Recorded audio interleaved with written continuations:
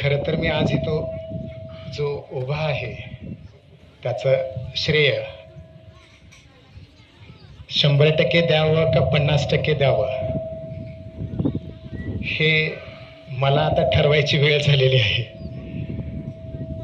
एक उदाहरण सांगतो. मला आठवतंय आमची मीटिंग चालू होती, आमच्या स्टाफची कोपऱ्यामध्ये मीटिंग चालू होती एका कोपऱ्यातल्या वर्गात. रिझल्ट सर्वांच्या हातात होता मुलांचा आणि मी ही सर्व मुलांचा रिझल्ट तयार केला होता. कदाचित तो भयांना आठवेलही. मराठीमध्ये नोंदी लिहायच्या होत्या. हा मुलगा खूप छान पद्धतीने वाचन करतो. याच्यातील न चुकणारा व्यक्ती तो मी आहे.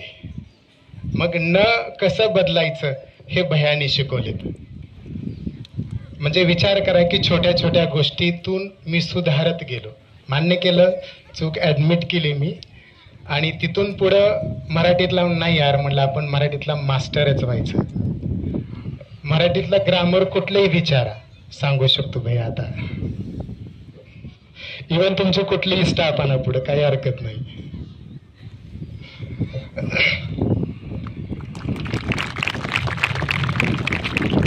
त्याचं श्रेय भैयांना देतो मी.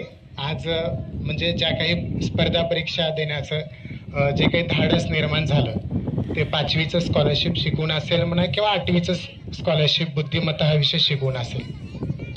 कळत नकळत बुद्धिमत्ता शिकवत शिकवत गणिताशीही माझा स्पर्श झाला आणि तो मी बेस्ट करत गेलो त्याच्यामध्ये. बुद्धिमत्ता हा विषय असा आहे 5वी आणि 8वीच्या मुलांना किंवा तिथून पुढच्या मुलांना सांगतो की तुम्ही त्या परीक्षेमध्ये यशस्वी व्हा किंवा न व्हा तो तुमच्या प्रारब्धाचा तुमच्या कष्टाचा प्रश्न आहे. मात्र तुम्ही जेव्हा बुद्धिमत्ता शिकाल त्यावेळेस डेफिनेटली हे सांगतो की तुमच्या आयुष्यामध्ये येणाऱ्या अडचणी तुम्ही कसं सोडवाल हे बुद्धिमत्ता सांगते. त्यामुळे बुद्धिमत्ता हा विषय खूप इझी आहे. तिथंच उत्तर असतात. त्यामुळे खूप काही आपल्याला पाठांतर करायची गरज नाही. त्याचं श्रेय पत्नीलाही देतो. कारण मी जेव्हा अभ्यास करत होतो त्यावेळेस तिनं मला जवळपास रात्रीच्या 11-12 वाजेपर्यंत मी त्या परीक्षेचा अभ्यास करत होतो. माझ्यासोबत संतोष मोकात सर, किशोर जाधव सर, आम्ही 3-4 स्टडी करायचो.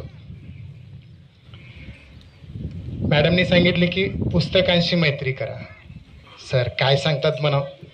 सगळेजण आता आमच्या हातात मोबाईल असते, मोबाईल सुटत नाही. माझी मुलगी सुद्धा त्याला अपवाद आहे. काय पुस्तकाचं नवीन आणलं.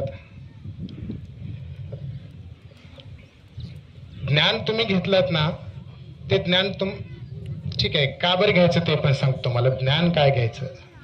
आता कोणीतरी म्हणलं की यार हे डोंगर फोडणार नाही तुम्ही. म्हणलं कारण सांगितलं की भयाने इथे काहीतरी लपवून ठेवलेत. सगळेजण आपापल्या पद्धतीने कोण हात मारेल, कोण पाय मारेल, कोण डोकं बडवेल, ज्याच्या त्याच्या पद्धतीने काहीतरी काम करेल. का तर तिथं काहीतरी आहे भेटणार आहे आपल्याला. हे आपलं टार्गेट झालं ना. जेव्हा आपण पुस्तक वाचतो, मी फायदा सांगतो म्हणजे तुम्हाला कदाचित त्याच्यातून कळेल, ज्ञान मिळतं. वाचलं पाहिजे पुस्तक, हे वाचलं पाहिजे. सुधारलेलं मस्तक हे कधीही कुणासमोर नतमस्तक होत नसतं. म्हणून पुस्तक वाचलं पाहिजे. त्यामुळे कमीत कमी आता जे काही तुम्ही आता 7वी 8वीच्या पुढचे जे मुलं आहेत त्यांनी कमीत कमी महिन्यातून एक तरी पुस्तक वाचा.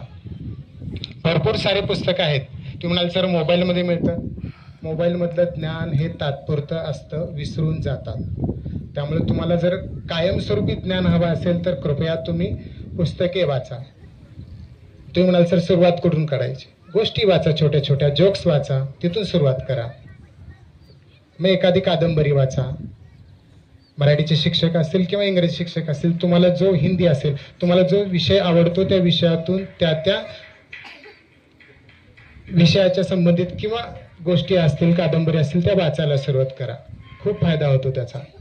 मीही लहानपणी असंच आम्हाला सांगितलं की कादंबऱ्या वाचा. नुसतं वाचायचं कळायचं नाही आम्हाला.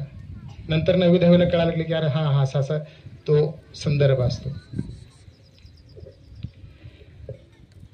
10वी एक थोडंसं आणखीन एक उदाहरण सांगतो. आता सर्व शिक्षकांना सांगणं म्हणजे भैया एखाद्या माशाला पाण्यात कसं पोवायचं हे सांगण्यासारखं आहे. माझे सर्व शिक्षक बंधू भगिनी विनंती आहे की सर्व मुलं हे टॅलेंटेडच असतात मॅडम, काही ना काहीतरी सुप्त गुण असतातच. अर्नार्नवच्या बॅचचा समर्थ संतोष मुळे ऐकून असाल नाव कदाचित. त्या मुलाला ऍव्हरेज पण नव्हता मॅडम, तो मुलगा ऍव्हरेज नव्हताच. तू इतका म्हणजे 90 कसं काय क्रॅक करू शकतो, त्याच्यातली व्हिगरसली त्याच्यामध्ये कसं काय बदल होऊ शकतो. वेळ असतो, त्याला वेळ द्या, त्याच्यावरती वारंवार त्या अभ्यासाचं त्याच्यावरती सराव घेतले की परफेक्ट होऊन जातात. मी इयत्ता 10वी फ मधला विद्यार्थी आहे भैया. सगळ्यात शेवटचा वर्ग अ ब क ड ई ग मग फ, आणि त्या वर्गातला शेवटचा विद्यार्थी आणि थोडं लिहिता वाचता येतं तुम्ही जरा मॉनिटर केलेले होते. बाकीचे सगळे म्हणजे ॲव्हरेजच होते. मग तिथून थोडासा प्रवास, परत घरी थोडं काम, मग 12वी, परत डीएड मात्र रेग्युलर केलं. डीएड झाल्यानंतर 2012ला आपल्या भैयाच्या संस्थेमध्ये रुजू झालो. 2012ला रुजू झालो, डीएड झालं, पुस्तकी ज्ञान बाकी काय नाही. मग सर्व व्यवहारात कसं राहायचं हे आमचे शिक्षक बंधू भगिनी शिकवायचे आम्हाला. नरेश सर असतील, सावंत सर आमचे नंतर आले, वाहुळे मॅडम असतील. आमचं एकदा खूप मोठं भांडण झालं होतं नरेश सरांसोबत. भयांकडे गेलो होतो, सोडतो भया शाळा, मला नरेश सर खूप टॉर्चर करायला लागलं वाटलेलं, पण ते चांगल्यासाठीच होतं.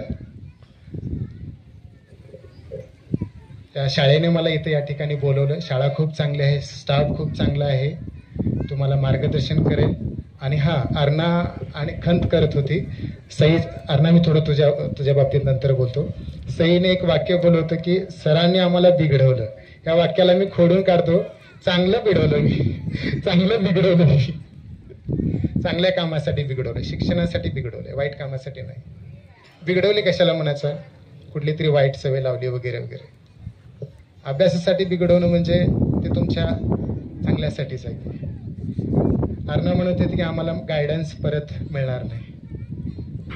संधी जेव्हा केव्हा मिळेल डेफिनेटली मी भैया तत्पर असेल त्या बाबतीसाठी, मुलांना मार्गदर्शन करण्यासाठी वगैरे 100% तयार असेल. शाळेने या ठिकाणी मला बोलवलं, आदरणीय भैयांनी यथोचित असा माझा सन्मान केला, सत्कार केला, त्याबद्दल मी from the bottom of my heart I would like to say to him thank you so much. Thank you so much all of you. धन्यवाद सर. आजच्या कार्यक्रमाचे सत्कार मूर्ती सत्काराला उत्तर त्यांनी या ठिकाणी दिलेलं आहे.